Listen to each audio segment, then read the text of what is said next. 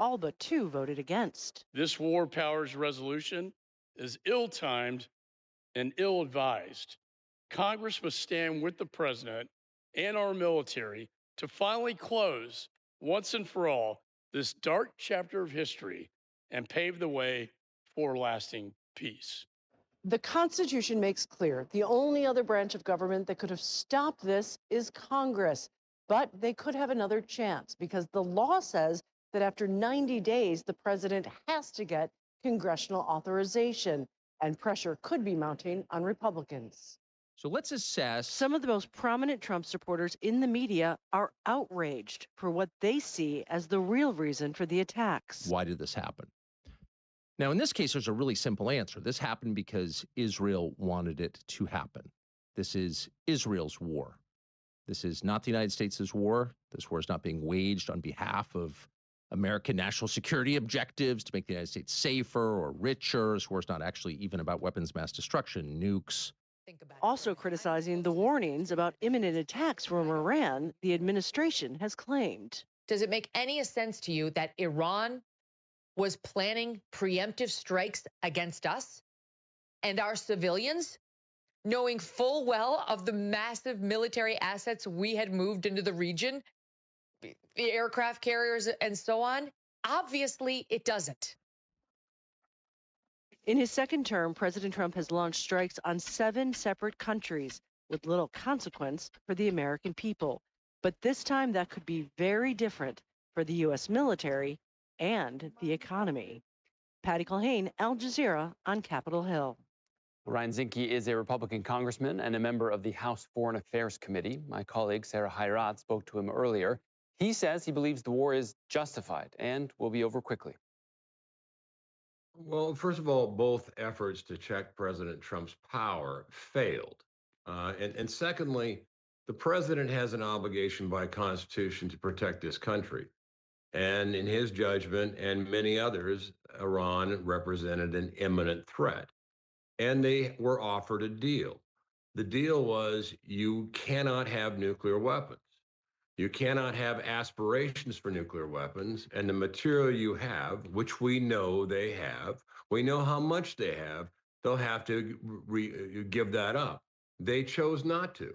So the war began, and it will end shortly, I am sure. And this is why.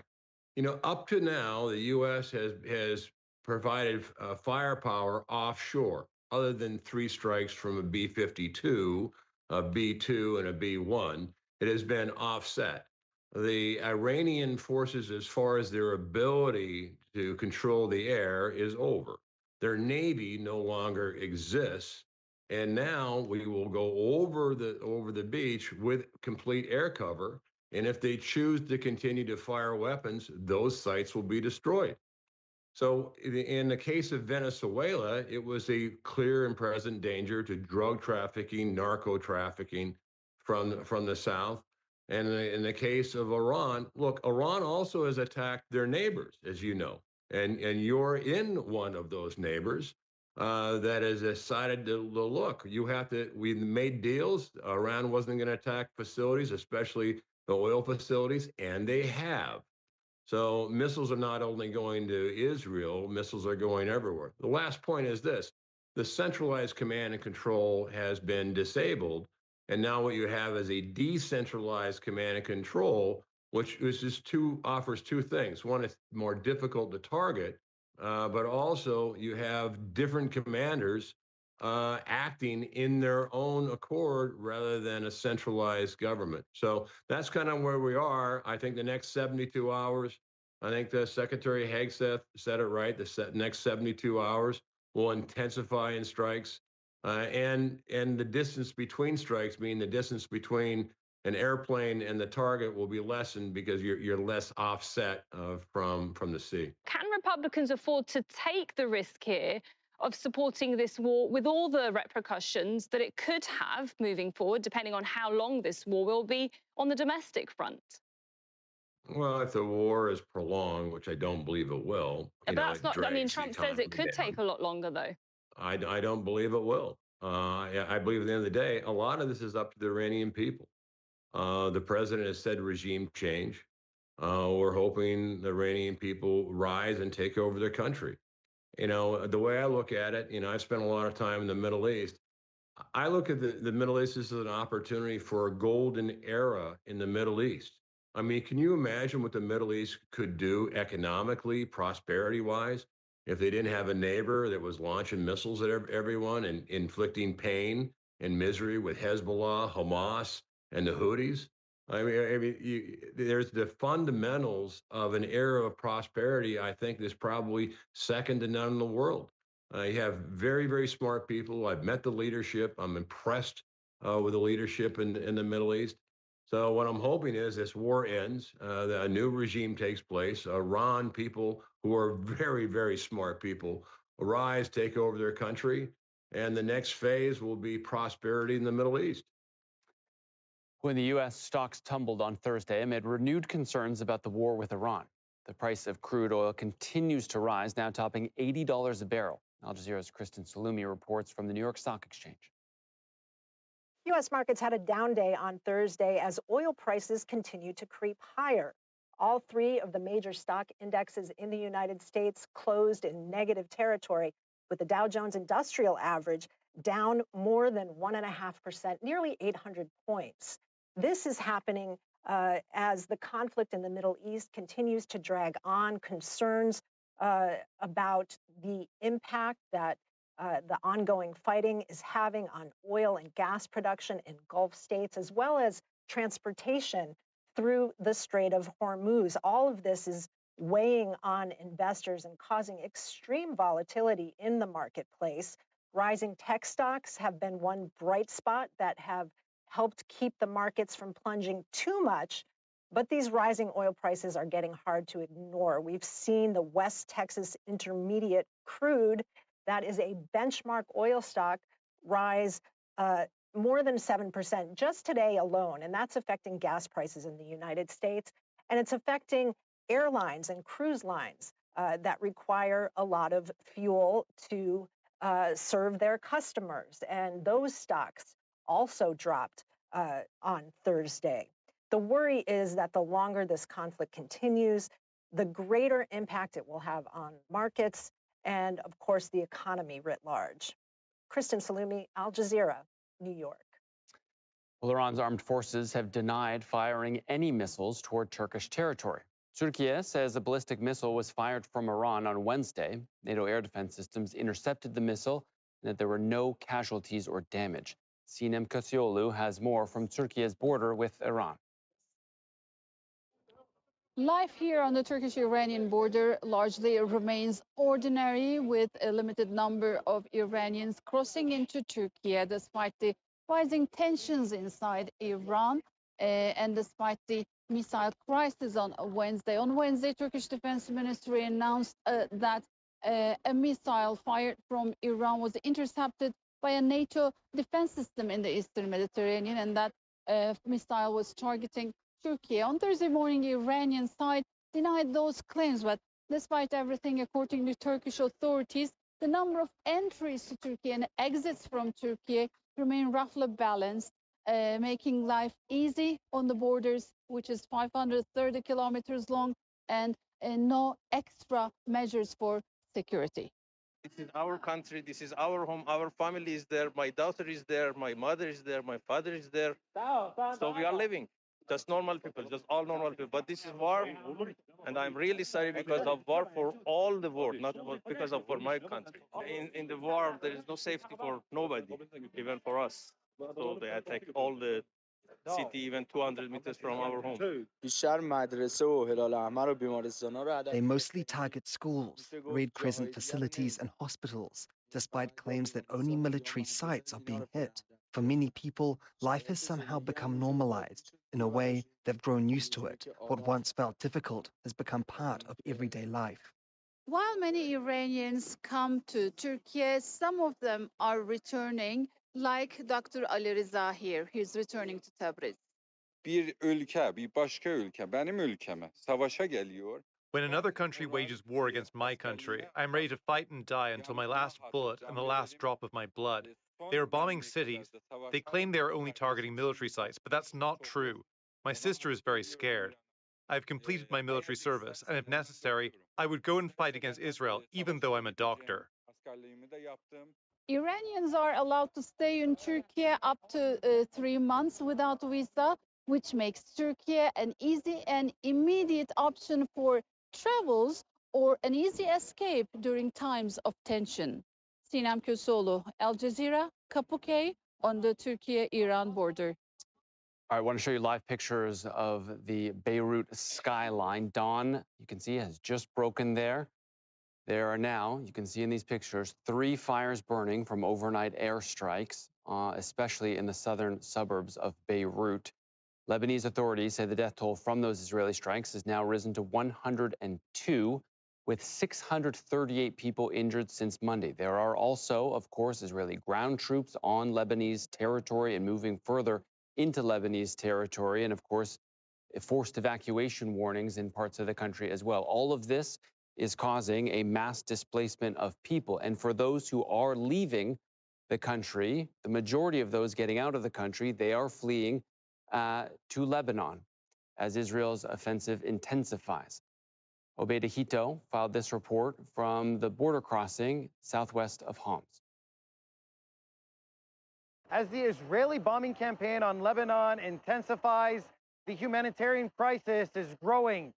Over the last several days, thousands of people have been crossing over from Lebanon into Syria, the vast majority of them Syrian. And we're at one of those border crossings, Al Jusiya in Homs province. And what you're seeing here is the entrance of the border crossing where hundreds of people are entering every hour today, trying to escape the intensifying bombing campaign in Lebanon. They're entering through the border crossing, which is just in front of you, and then making their way to the administrative offices. There are teams from the United Nations, of various agencies of the UN, as well as other international NGOs, as well as the Syrian government's Ministry for Disasters and Emergency Management. We have been speaking to officials here on the border, and they are telling us they expect the numbers of refugees to increase significantly, especially as the bombing campaign and violence intensify in Lebanon. They also expect that the situation is going to go on for a long time, but they say they're prepared. They have all the resources they need to help people make this a smooth transition back into Syria. Lebanese citizens are also allowed to enter if they meet certain conditions. The Syrian government has also reinforced its military troops in these border areas. There has been an increase in checkpoints as well as security personnel all along the road coming towards this particular border crossing. And it's something the Syrian government Ministry of Defense is saying that is for making sure the situation remains calm and to prevent any kind of incidents from the Lebanese side of the border and even here on the Syrian side of the border. Obeida Hito, Al Jazeera, Homs, Syria. Well, France's President Emmanuel Macron says the government is ready to send armored vehicles to Lebanon. Macron urged Hezbollah to stop attacking Israel and called on both Israel and Iran not to involve Lebanon further in the war. France has also authorized U.S. forces to use one of its bases on the condition they are not used to strike Iran. American troops will have temporary access to a base on French territory. Natasha Butler reports now from Paris. Well, there had been some confusion here in France over whether or not the United States was able to use French military air bases in the Gulf. Well, the French military have clarified the situation. What they are saying is that some US aircraft used only for logistical and support purposes can use some French air bases. But here in France, the French military are also saying that they have guarantees from the US military that those aircraft are not at all involved in any airstrikes on Iran.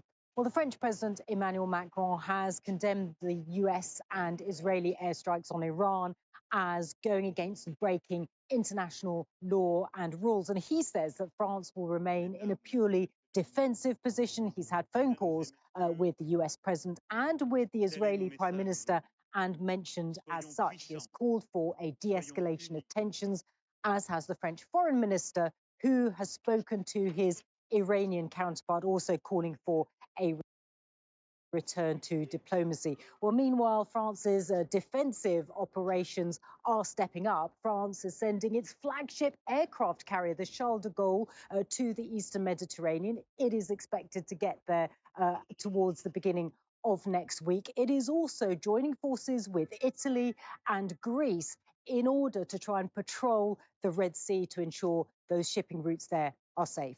Natasha Butler, Al Jazeera, Paris.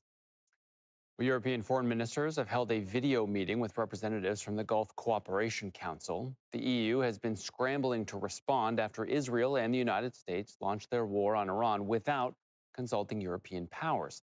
The EU's foreign affairs chief says U.S. foreign policy shifts have shaken the bloc's relationship with Washington. Osama bin Javed reports now from Brussels. Spain has become the latest European country to send its naval assets to the Eastern Mediterranean. It will be sending its most advanced frigate off the coast of Cyprus.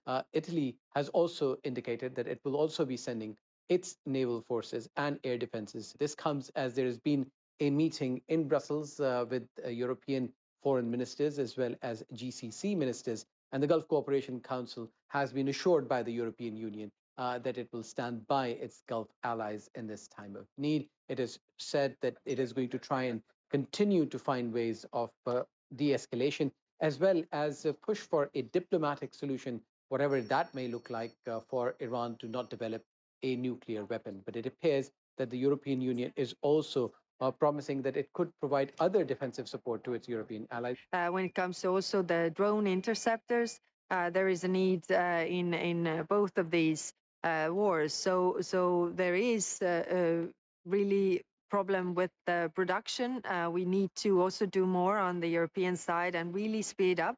When it comes to drones and interceptor drones, then Ukraine has really been able to produce a lot and can also share this knowledge with the Gulf countries to boost this production. So as more words of support come from Europe and various European capitals, it remains to be seen how Europe can find its footing in this conflict, where essentially it is an American-Israeli decision to go to war. Although there is a lot of impact on European countries and European expatriates, they've not been part of the decision-making process, but there's hope that the Gulf Cooperation Council and the Europeans can talk to their respective spheres of influence and try and find an off-ramp. Osama bin Javed, Al Jazeera, Brussels. Well, Indonesia's foreign minister says the government has paused discussions with President Donald Trump's Board of Peace because of the conflict in the Middle East. The country's membership has drawn criticism from Muslim groups at home who blame the U.S. and Israel for attacking Iran. From Jakarta, Barnaby Lowe has this report. We're outside the residence of the ambassador of Iran here in Jakarta, the capital of Indonesia. And as you can see here, there's a long row of message boards expressing condolences for the passing. And indeed, people here say the targeted killing of Iran's late supreme leader, Ayatollah Ali Khamenei, by the United States and Israel. And inside the ambassador's residence, people filing in to pay their last respects. As you can see, there are photos of the late supreme leader Khamenei, as well as other senior leaders who were killed by U.S. and Israeli strikes. People here blaming the U.S. and Israel for what is now a region-wide conflict in the Middle East. They say the U.S. and Israeli attack totally unjustified and unprovoked. They say that there is no evidence that the nuclear program of Iran was anything but for civilian purposes. The US and Israel are too arrogant. They see themselves as the world's police and believe that even sovereign countries must be monitored by them. They've crossed the limits of international law. Even in times of war, it is forbidden to harm children and women, but they bombed a school with innocent children. And now there is immense pressure on the government of Indonesia and President Prabowo Subianto to leave the US-led Board of Peace, which was supposed to oversee post-war efforts in Gaza. People here say the ongoing conflict in the Middle East prove that the Board of Peace was never created in the interest of the Palestinian people and that it doesn't align with Indonesia's support for Palestinian statehood. Barnaby Lowe, Al Jazeera, Jakarta.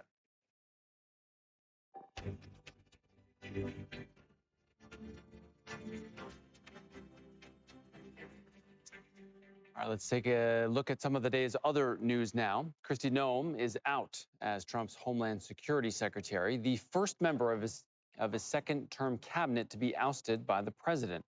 Noem had a controversial tenure leading DHS, the large federal agency that oversees border security, deportations, and disaster response. Al Jazeera's Heidi Jo Castro has more. Tennessee, when President Trump announced her firing over social media, writing that Noem will be moving to be special envoy for the Shield of the Americas, our new security initiative in the Western Hemisphere. More details on the newly created position, Trump said, would be coming this weekend. On X, Noem responded saying she looked forward to dismantling cartels and building on earlier accomplishments like securing the border. While leading DHS, Noem traveled the world touting Trump's immigration policies, including a visit to an El Salvador prison where she used prisoners as props. She extolled the president in public, and he seemed happy to keep her in the spotlight. I'm Kristi Noem, from the Cowboys who tamed the West. Until this $220 million ad campaign starring and overseen by Noem. Earlier this week, Noem took heated questions from Republicans about whether Trump approved the cost. And one thing, Senator, I think would be helpful to know is how effective that communications has been. That they overwhelmingly were effective in your name recognition.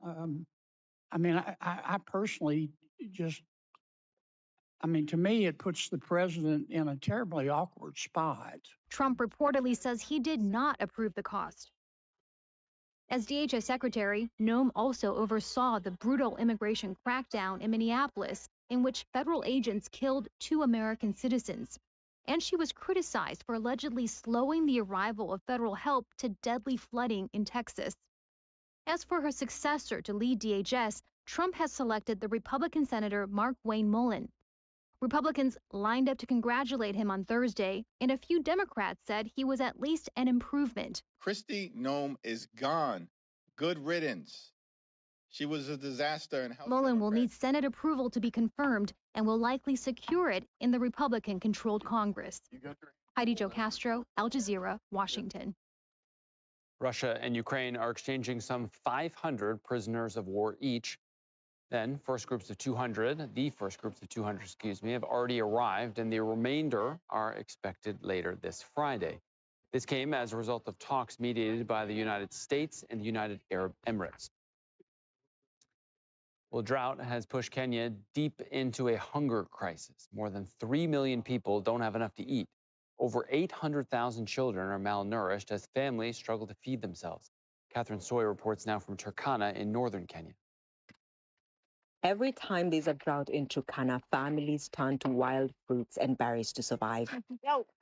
But now the dry spells are coming more often and lasting longer. Carl Loyette says she's not had a proper meal in 2 weeks. The fruit mixture keeps hunger away, but it carries almost no nutritional value. If it doesn't rain, trees and leaves dry up. There's no water. The clinics are too far. We have to walk far to get any help. Villages are slowly emptying. Male herders, usually the providers for their families, have moved to neighboring counties in search of pasture and water for their dying livestock. Only the elderly, women, young children, and the weakest animals remain in their homesteads.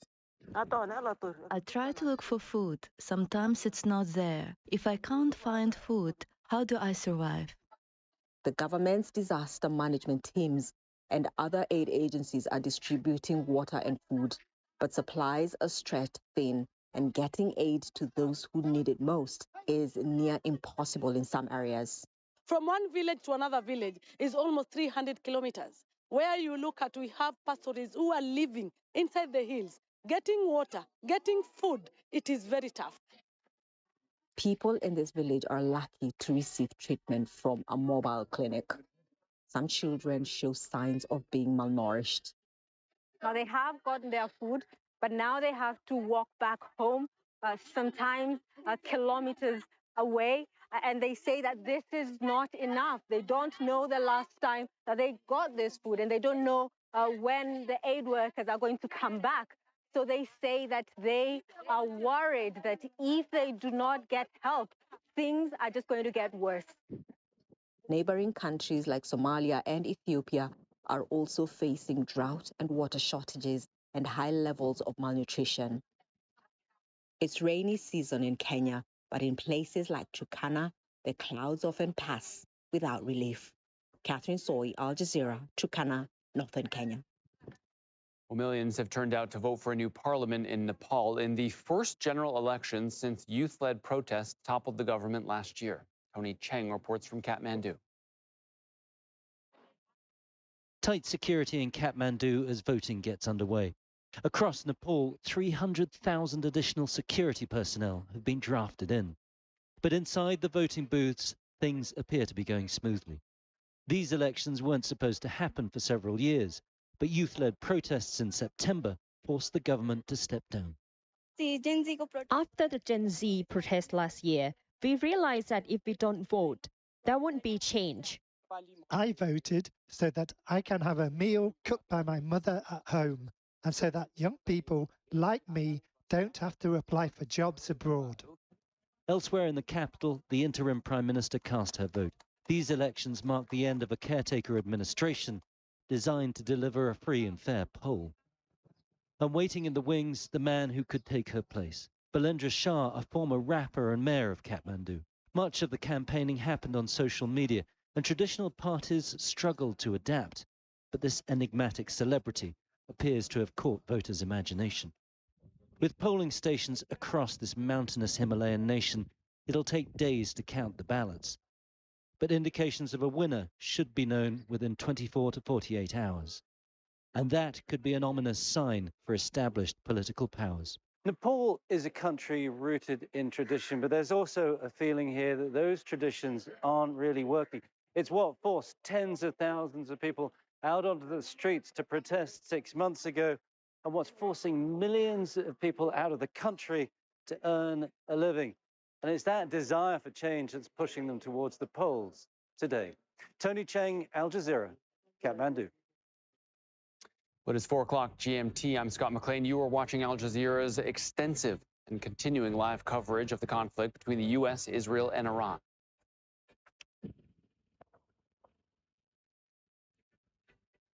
The Israeli military says it started a broad-scale wave of strikes against Iranian infrastructure in the capital, Tehran. The cities of Isfahan and Kermanshah have also been hit. State media say more than 1,200 people have been killed in strikes across the country since the U.S. and Israel began their assault on Saturday. The Israeli military has also stepped up airstrikes across Lebanon. These are live pictures of the capital, Beirut. Israel says that it's targeting Hezbollah positions. Hundreds of thousands of people have been on the move after Israel issued more forced displacement orders for areas in Beirut's southern suburbs and elsewhere in the country. The conflict between Israel and Hezbollah has been escalating since the killing of Iran's supreme leader. Iran has launched a barrage of missiles into Israel, including Tel Aviv, West Jerusalem, and the occupied West Bank. Explosions have caused significant damage to buildings in Tel Aviv, with debris scattered across the streets and emergency crews responding to multiple incidents. At least 11 people have been killed across Israel since Saturday. Meanwhile, U.S. President Donald Trump says he aims to take unprecedented action against Iran. He insists Washington will help decide who leads the country next, vowing that whoever leads Iran will not threaten the U.S. or its neighbor.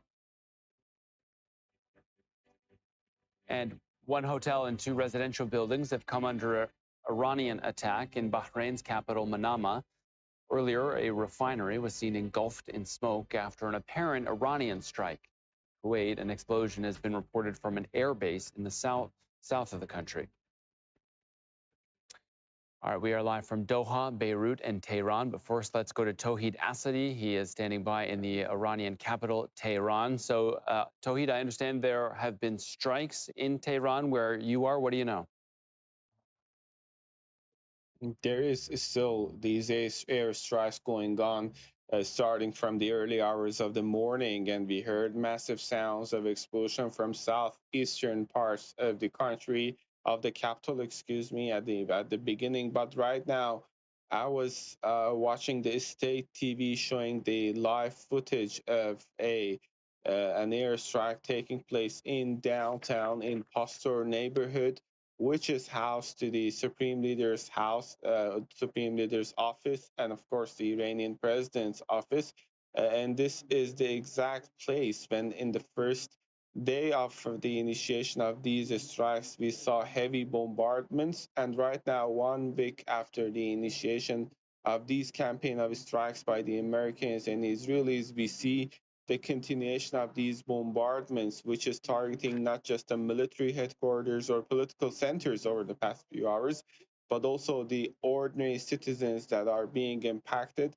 The reports, footages, and of course my own personal witnessing quite clear indicates that actually this is not just these places belonging to military or political establishment, but civilians are being targeted as well. According to the latest report, which is from Red Crescent, we know that at least 1,300 people were killed, but unfortunately, we can rest assured, seeing the very ongoing nature of these strikes, that these numbers, alongside the growing concerns about more and more injuries, could grow up. Of course, this is not just limited to the Iranian capital. In Shiraz, Isfahan, Kermanshah, and other cities, we are receiving reports about the continuation of these strikes, as we also hear at the time being the sounds related to actually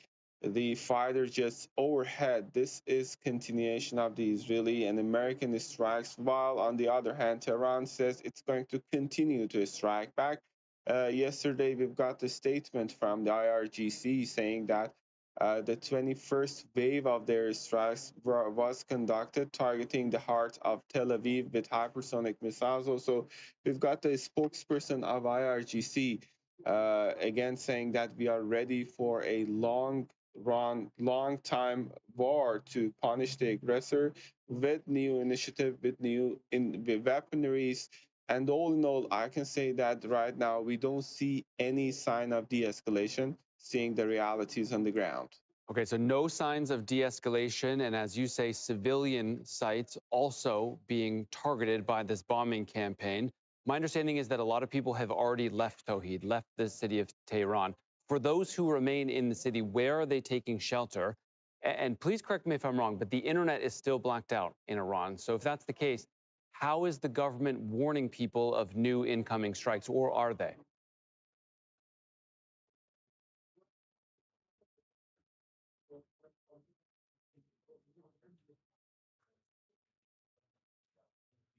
Okay, looks like we lost Tawhid Asadi there. When we get the connection back, we will try to go back to Tawhid. But we are also, of course, monitoring the situation in Lebanon, where Hezbollah has warned Israeli residents to evacuate towns within 5 kilometers of the border. So we have a message that has been posted on the Telegram channel of Hezbollah. It says, your military's aggression against Lebanese sovereignty and safe citizens, the destruction of civilian infrastructure, and the expulsion campaign it is carrying out will not go unchallenged. We also have these live pictures out of Beirut, where you can see there are multiple fires that are burning there as a result of these Israeli strikes. We have been able to see them more clearly as the dawn has broken in the city. There are also, of course, Lebanese troops, Israeli troops in the southern part of Lebanon. For more on all of this, let's go to Heidi Pett, who is standing by for us in Beirut. So Heidi, what more do we know about these strikes, and what more do we know about this issue, this warning that Hezbollah is issuing to Israelis along the border? So there's been a number of very large airstrikes across the country overnight. There were 11 on the southern suburbs of Beirut that I counted while we were looking over them throughout the evening, and some of them were extraordinarily large and loud airstrikes. There were also airstrikes in the Bekaa Valley, which is in the east of Lebanon towards the Syrian border. And of course, we again saw continued strikes across the south of the country. Now, many of these areas have been the subject of forced evacuation orders by the Israeli military. So yesterday afternoon, about 3 p.m., they ordered one for the entirety of Dahia, which is the collective name for Beirut's southern suburbs. Hundreds of thousands of people live there, and so they fled in a panic. There was gridlock across Beirut. complete bedlam as people, fleeing with anything and everything that they could get their hands on in time. And we've also seen these massive evacuation orders over the last couple of days for everybody who lives south of the Litani River, which is a very large part of Lebanon, down towards the Israeli border. And so what we have seen in the last couple of hours actually is this warning issued by Hezbollah in Hebrew on one of its Telegram channels, telling Israeli residents of the northern areas near the Lebanese border that they need to vacate that area to a depth of 5 kilometers. It's unclear whether that signals any imminent military activity, as these Israeli ones normally do, or whether it's a little bit of tit for tat, because the feeling here in Lebanon is that sometimes these forced evacuation orders, which I should stress, airstrikes don't always come with an order, and orders don't always come with an airstrike. But the feeling is that sometimes they are a form of psychological warfare, that the residents of Lebanon have to keep an eye on the X accounts of military spokespeople from the Israeli army to know whether or not they have to leave their homes at 3 o'clock in the morning.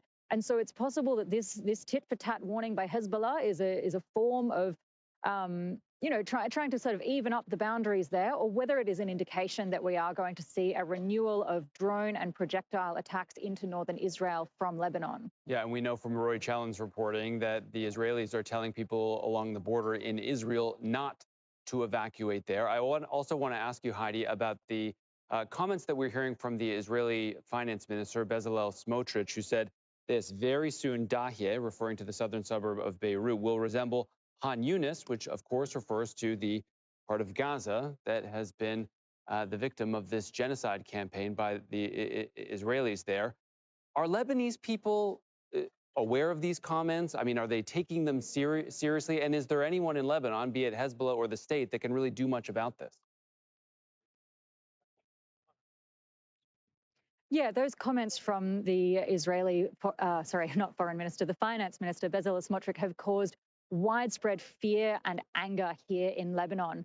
But in terms of anybody's ability to counter them, the issue here is the sort of fallout from the Lebanese civil war, where you had a number of different armed factions representing different sects and a very, very violent war. And at the end of that war, Hezbollah was the only one of those factions that was allowed to maintain their weapons. And the stated reason for that was to counter Israeli aggression in the south of the country, which is where they have had their traditional support base.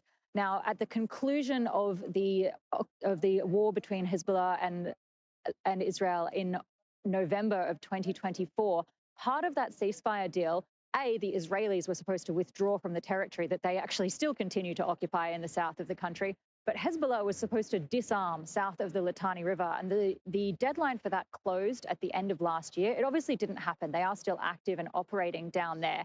And the Lebanese state has now indicated that it wants to really enforce that. It has declared all of the security and military activities of Hezbollah to be illegal. It has arrested a number of men who are traveling to the south with weapons in the last couple of days. But its ability to rein in Hezbollah is somewhat limited. And the other thing that's limited is, of course, the ability of the Lebanese armed forces to also counter Israel. You've got a very complicated situation in the south where you've got Hezbollah operating. You have the Lebanese army occupying some positions, which they've actually moved around and withdrawn from some in the face of Israeli ground offensives in recent days. And you also have a UN peacekeepers monitoring force called UNIFIL. So there's so many actors down there. But the Lebanese army has even admitted themselves that they have limited capacity to counter Israeli attacks. Yeah, so Hezbollah, the Lebanese army, UNIFIL, and now also Israeli troops also occupying territory in southern Lebanon. Complicated picture, to say the least. Heidi, thank you. Now, as I mentioned, Roy Chalens is also following developments in Israel. He's in Amman, the Jordanian capital, because Israel has banned Al Jazeera from reporting there. He has this report on the latest Iranian strikes on Tel Aviv, a number of which broke through defense systems there. Well, look, any air defense system, as competent and as good as it is, and as layered as it is, there is always going to be stuff that gets through. The Israelis know that. And when you have as many rockets being launched at Israeli towns and cities as Iran has been doing over the last 5 days, then yes, there will be some getting through.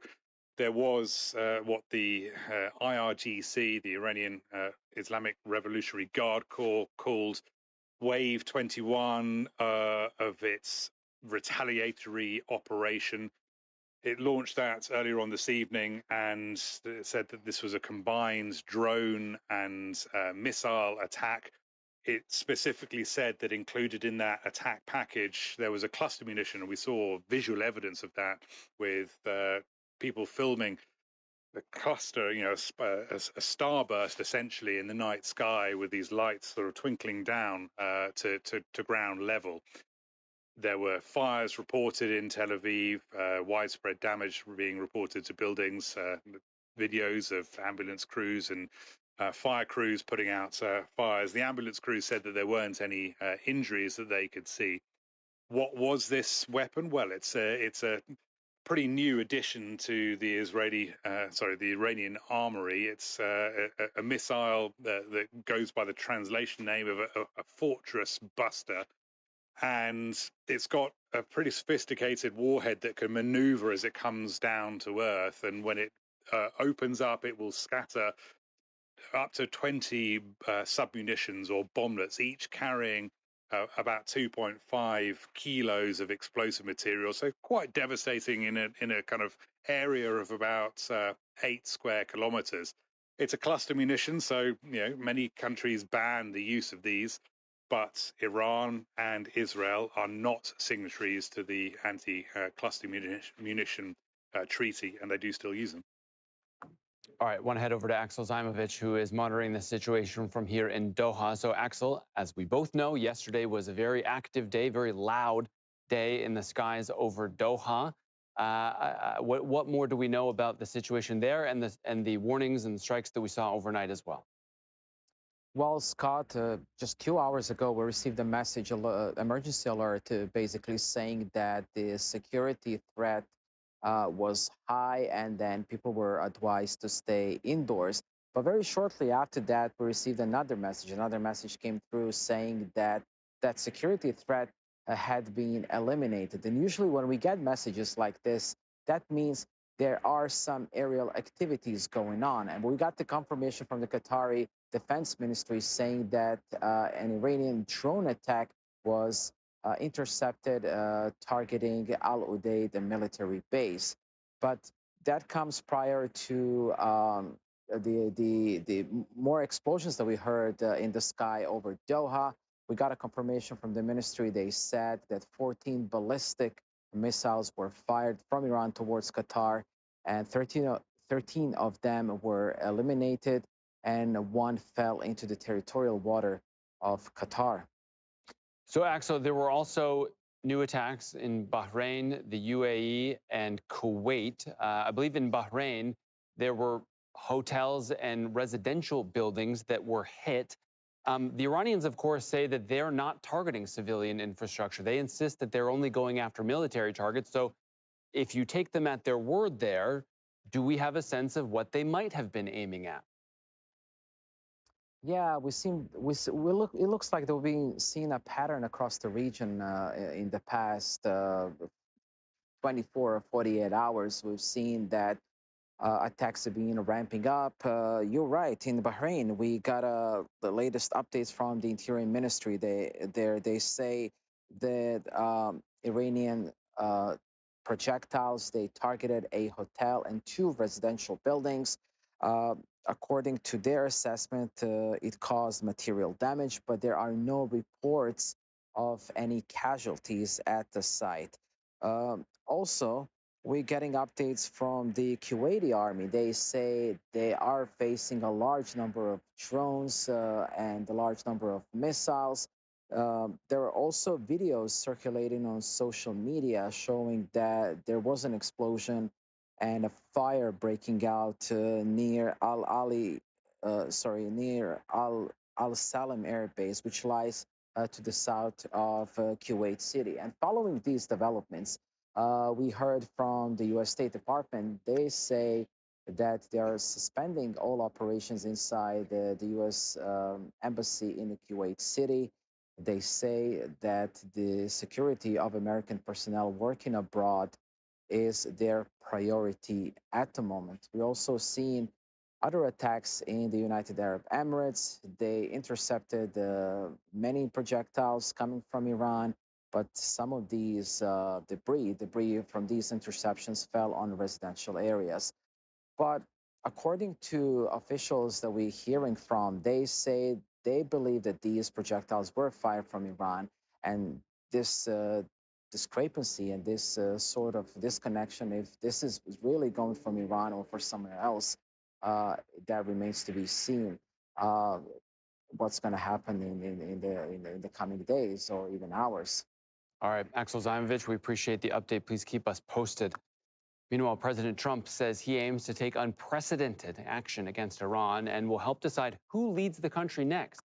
That's as Defense Secretary Pete Hegseth said U.S. forces will ramp up attacks in the coming days. John Hendren now has this from Washington. From the White House, the U.S. president describes Iranian forces as depleted, demoralized, all but defeated. Missiles are gone, launches are gone. They're calling, they're saying, how do we make a deal? I said, you're being a little bit late. From the U.S. Central Command in Florida, the Defense Secretary describes a U.S. military that is ramping up, not down. We have only just begun to fight. If you think you've seen something, just wait. Ending with this warning. The amount of firepower over Iran and over Tehran is about to surge dramatically. Admiral Brad Cooper, head of the U.S. Central Command, said American B-2 bombers had struck within the past few hours and said a ship carrying drones was struck in the hour before the briefing. U.S. combat power is building as Iranian combat power declines. As the U.S. insists it can continue at the current pace indefinitely, some here fear the next step might be American boots on the ground.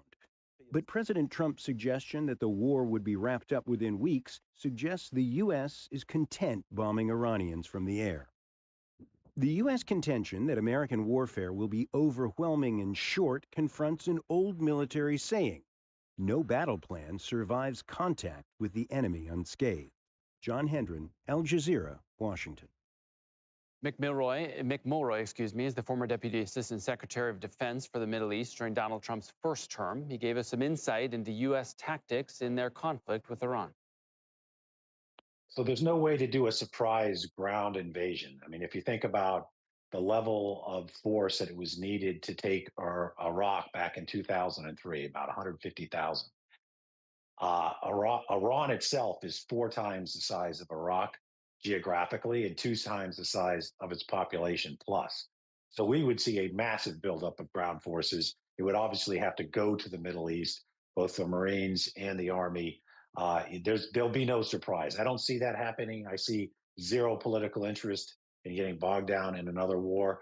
The only thing I can think of would be special operations and potentially the CIA, which may be there already. I don't know, but certainly that's been reporting when it comes to the Iranian Kurds. But I don't see a large ground invasion politically, and we would all see it if it was going to happen. How these campaigns go, the initial volley is going to be these expensive guided missiles. They're unmanned. So when you're taking out air and missile defense, when you're taking out the enemy's air force, those are the most effective because you don't lose a lot of pilots. Once you've taken out the air and missile defense in the Air Force, then you gain air superiority and eventually air supremacy. And that is what happened here, so that these pilots can fly freely over around, dropping these other types of bombs, which are much less expensive and we have in much higher supply. That's normal for how these campaigns go. Obviously, the United States wants to preserve its high end when it doesn't need it. It doesn't want to use it. But that is normal how these campaigns would go from the sky, from the air. Well, Donald Trump will meet executives from the country's biggest defense contractors at the White House on Friday. They are expected to discuss the acceleration of weapons production. The Pentagon is trying to replenish supplies after strikes in Iran. الكويت هادئة الآن بعد موجة سابقة الليلة وفجر اليوم. And football commentator Chief Stuart Chappelle, thank you so much for joining us on the program.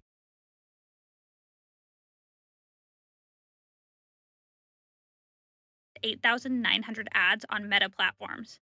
And this is all part of a larger user acquisition strategy, because right now, Temu's not worried. قررت بعضهن